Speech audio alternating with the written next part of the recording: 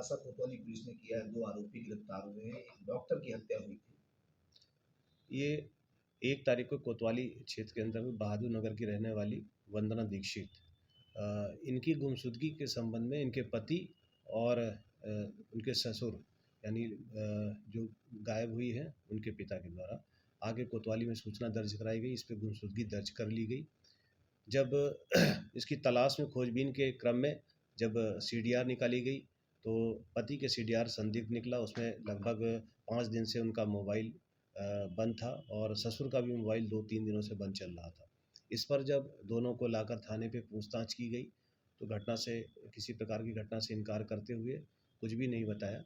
काफ़ी पूछताछ के बाद इनके द्वारा जो है ससुर के द्वारा बताया गया कि उसके द्वारा बहू के द्वारा आत्महत्या कर लिया गया था, जिसको हम लोग डर के गढ़ को ले गए और वहाँ पे हम लोगों ने अंतिम संस्कार कर दिया। लेकिन सारी चीज़ें जब सस्पेक्टेड थी, पूछताछ करने के बाद जो मामला प्रकाश में आया कि ये बहू के साथ मारपीट करने के क्रम में उसका जो है मृत्यु हो गई और उसके बाद उसको बॉक्स में डाल के ये अपने गौरी हॉस्पिटल जो कि बंद पड़ा है ओएल रोड पे वहाँ पर ले गए।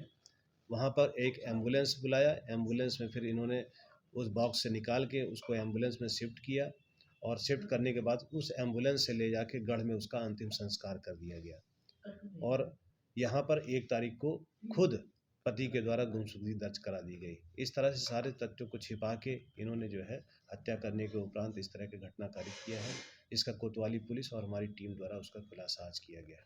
सर, क्या जिस गाड़ी का प्रयोग किया गया था, उस गाड़ी को जहाँ पे अंतिम संस्कार किया गया, उस पे कोई कार्रवाई किस तरीके से की? नहीं, गाड़ी को चूँकि इन्होंने हर जगह सबको धोखे में रखा। जो एम्बुलेंस चालक को बुलाया, यहाँ पर सबसे पहले जो लोडर जिस लोडर से ये 2 बॉक्स लाद के ले गए, उस लोडर को बताया कि रज़ाई गद्दे का सामान है, इसको वहाँ तक पहुँचाना है ओएल तक। वो इस पर्पज़ से ले गया और इसके बाद वहाँ एम्बुलेंस वाले को घर पे बुलाया गया, तो बल्कि एम्बुलेंस वाले ने उस पे सस्पेक्ट किया। उसने पूछा कि जब देखा कि डेड बॉडी रखते समय कि उसके सर से खून बह रहा है, तो उसने पूछा कि जो है ये पुलिस केस लग रहा है।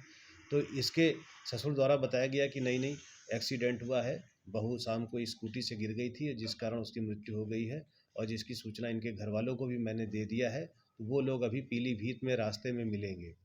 ये आश्वस्त करके उसको एम्बुलेंस वाले को लेके चले गए। बल्कि एम्बुलेंस वाले ने ये भी कहा कि पोस्टमार्टम आपको करवा लेना चाहिए था। इनके द्वारा कहा कि लड़की के पक्ष भी सहमत है, इसलिए हम लोगों ने पोस्टमार्टम नहीं करवाया। तो सारे लोगों को भ्रम में रख के और जहाँ तक गढ़ की बात है